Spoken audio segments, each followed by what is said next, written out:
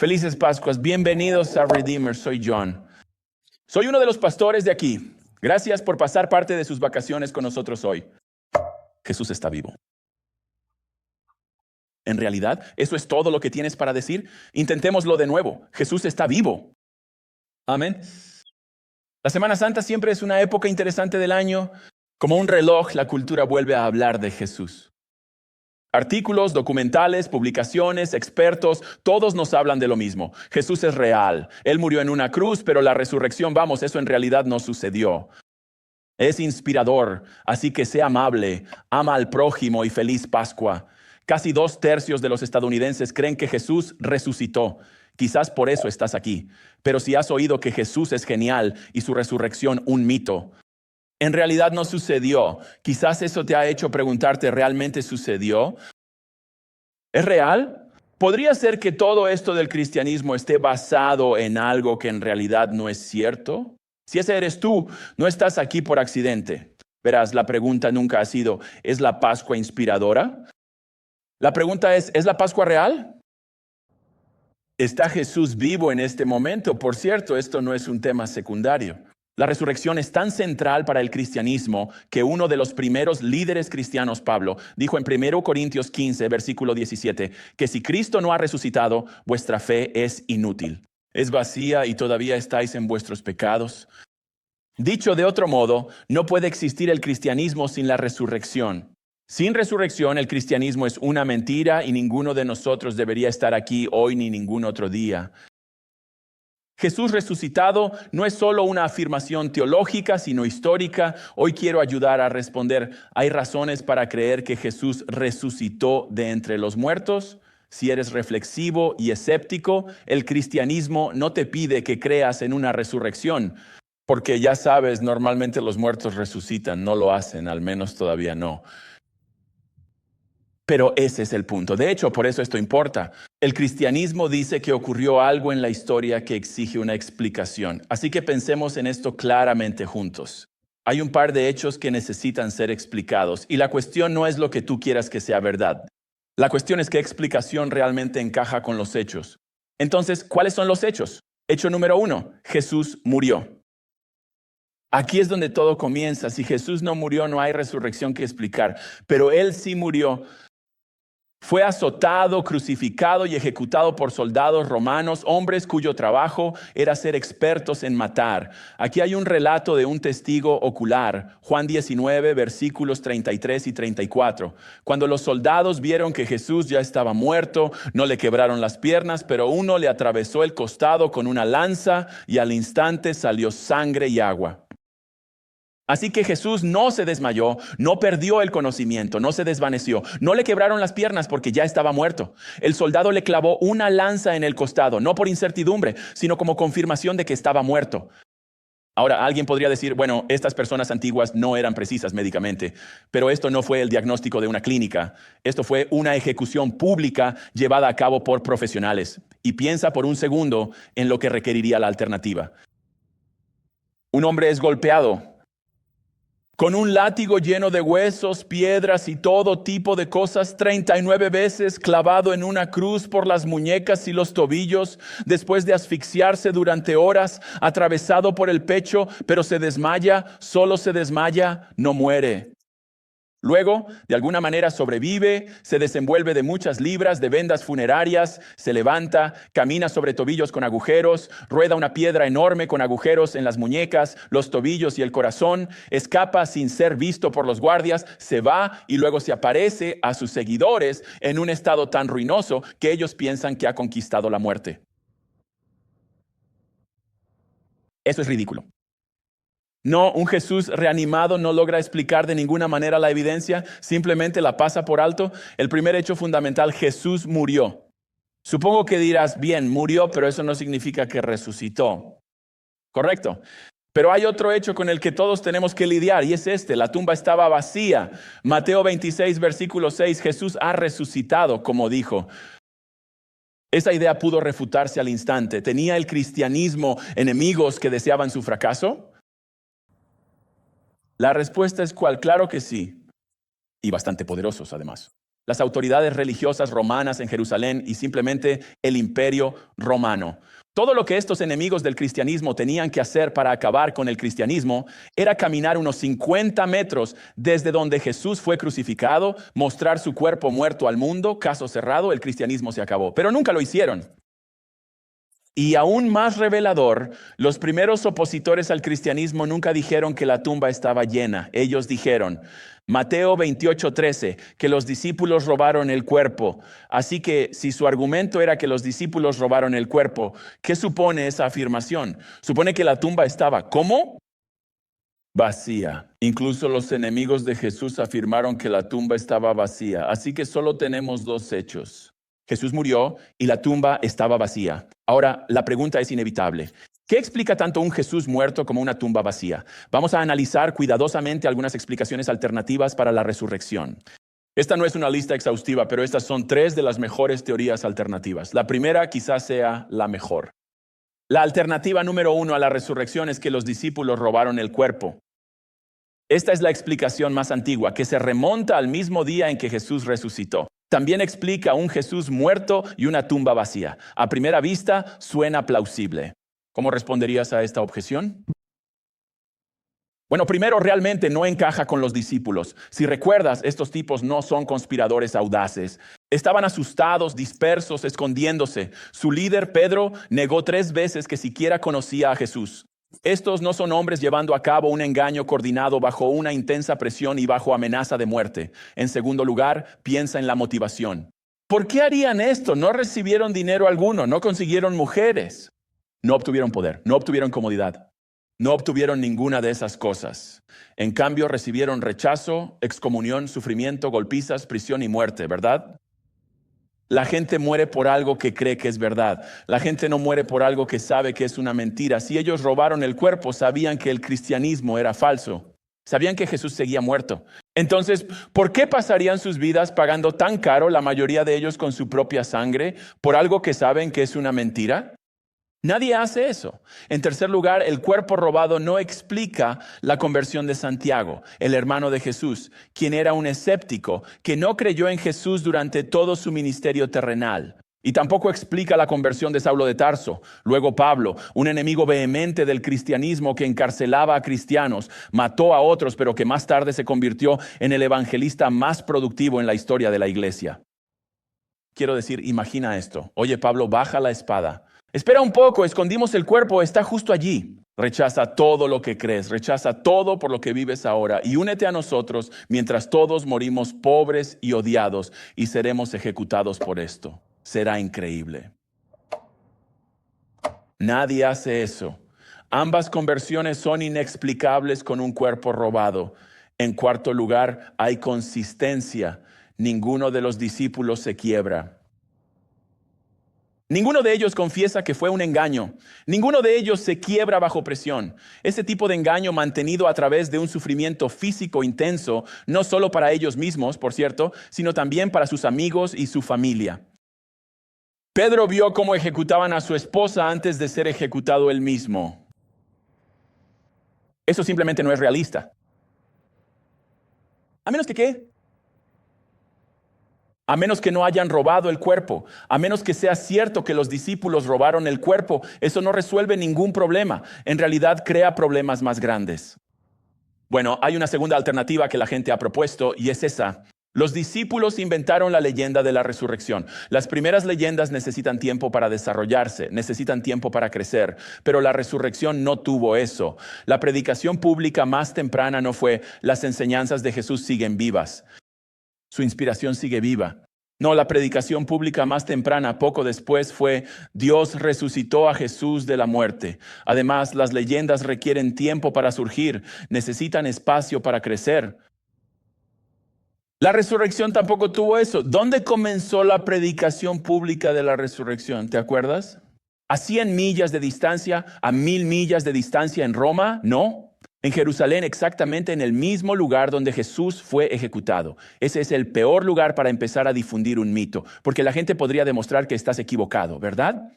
En cuanto al cristianismo, ¿qué podían hacer sus enemigos? Solo tenían que ir a la tumba, traer el cuerpo y con eso el cristianismo se habría acabado. En tercer lugar, lean los relatos en sí. Hay dos cosas que los primeros cristianos hicieron que nadie haría si estuvieran inventando la resurrección. Primero, retrataron a sus primeros líderes, los apóstoles, como cobardes que tardaron en creer. Y segundo, hicieron que las mujeres fueran las primeras en ver la tumba vacía y a Jesús resucitado. Estos dos hechos destruyen la credibilidad de tu historia tanto en la cultura romana como en la judía. Nadie creería esto, entonces, ¿por qué lo harían? Porque no estaban inventando nada. Por eso, así fue como realmente sucedió. Ellos eran cobardes y las mujeres sí vieron a Jesús primero. Finalmente, y aún más importante, piénsalo. Una leyenda no puede explicar una tumba vacía. Las historias inventadas no mueven cadáveres, ¿verdad? Hay una tercera alternativa que ha ganado popularidad, y es que los discípulos alucinaron la resurrección de Jesús. En su profundo dolor tuvieron visiones o alucinaciones de Jesús y simplemente pensaron que Él había resucitado. Ahora, esto podría sonar razonable, sobre todo si conoces personas que alucinaron con seres queridos después de su muerte. Pero esto también falla. Piénsalo, las alucinaciones son privadas. Las alucinaciones ocurren en mentes individuales, no frente a los ojos. No existen las alucinaciones colectivas, pero en repetidas ocasiones grupos de personas afirmaron haber visto a Jesús resucitado. Además, los discípulos no estaban en un estado de aflicción y no eran propensos a tener sueños con Jesús. No. De nuevo, la mayoría se escondieron, otros volvieron a pescar. Ya terminó, así que volveré a mi oficio. Uno de ellos, Tomás, duda. No me voy a creer esto. En tercer lugar, las apariciones de Jesús resucitado no se presentan como experiencias místicas privadas. Se presentan como encuentros en los que Jesús no solo habla, sino que los discípulos lo tocan. Incluso Jesús come con ellos. Eso no es lo que hacen las alucinaciones. Así que en Lucas 24:39 Jesús dijo: miren mis manos y mis pies, que soy yo mismo, tóquenme y vean, porque un espíritu no tiene carne ni huesos como ven que yo tengo, y tampoco una alucinación.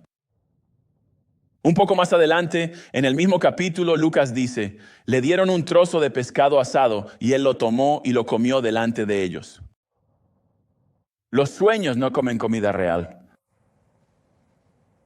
Al apóstol escéptico Tomás, Jesús le dice en el Evangelio de Juan, capítulo 20, versículo 27, pon aquí tu dedo y mira mis manos y trae tu mano y métela en mi costado. Esto es algo que definitivamente no puedes hacer en una visión que no sea físicamente real. Finalmente, y lo más obvio, las alucinaciones no vacían tumbas, ¿verdad?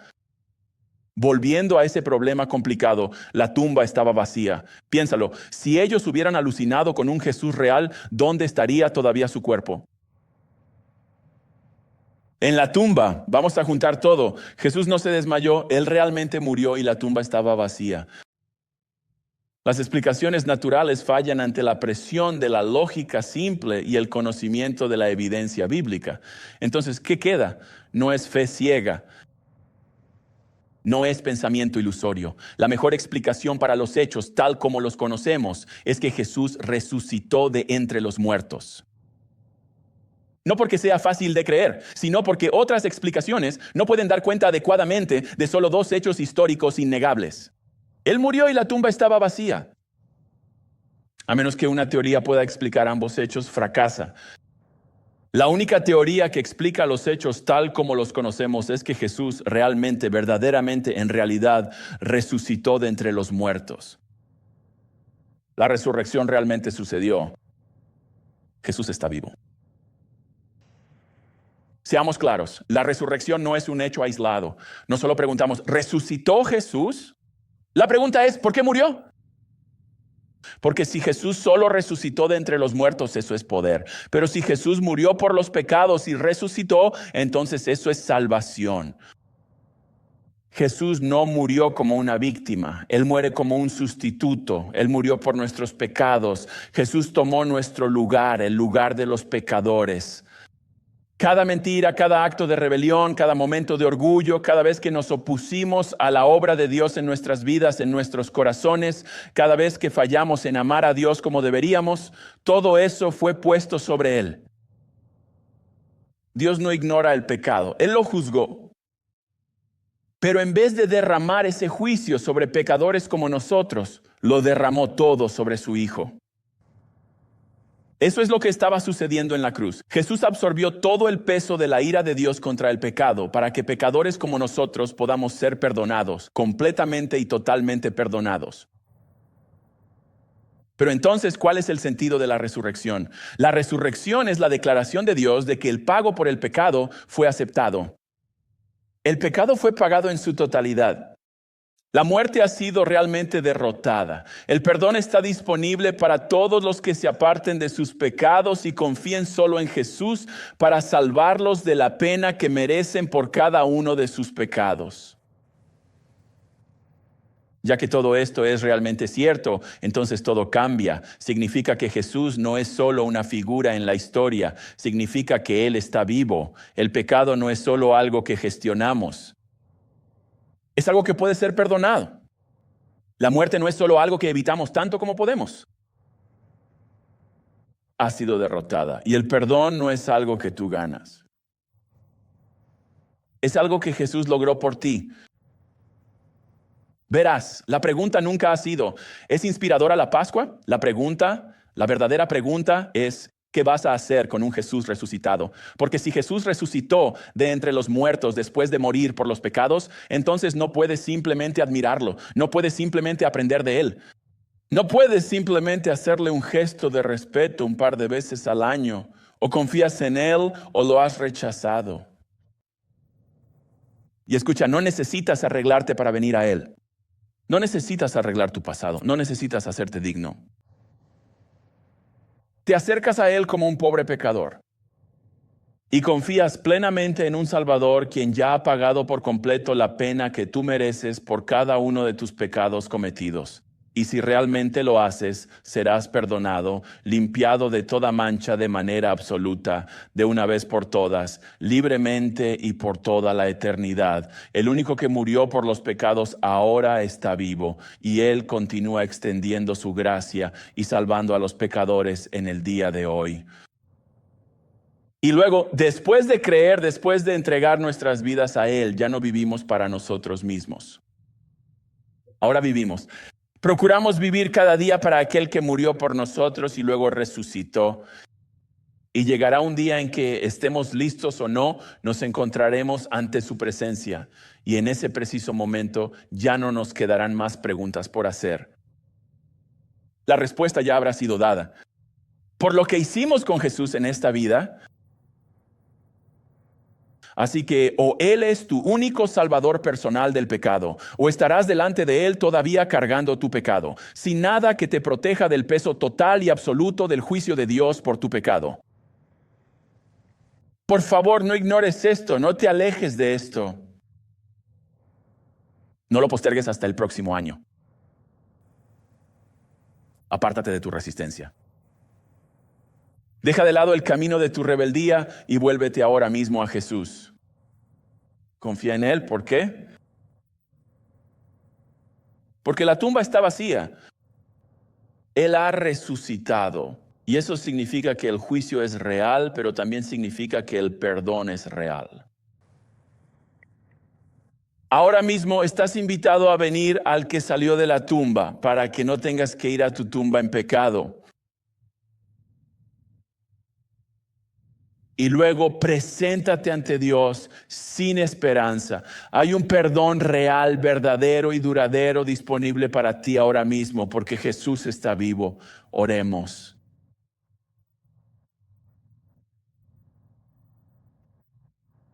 Jesús, porque tú estás vivo, no estoy orando al aire ni realmente al techo. Estoy orando al que conquistó el pecado, la muerte y el infierno para aquellos que creen en ti.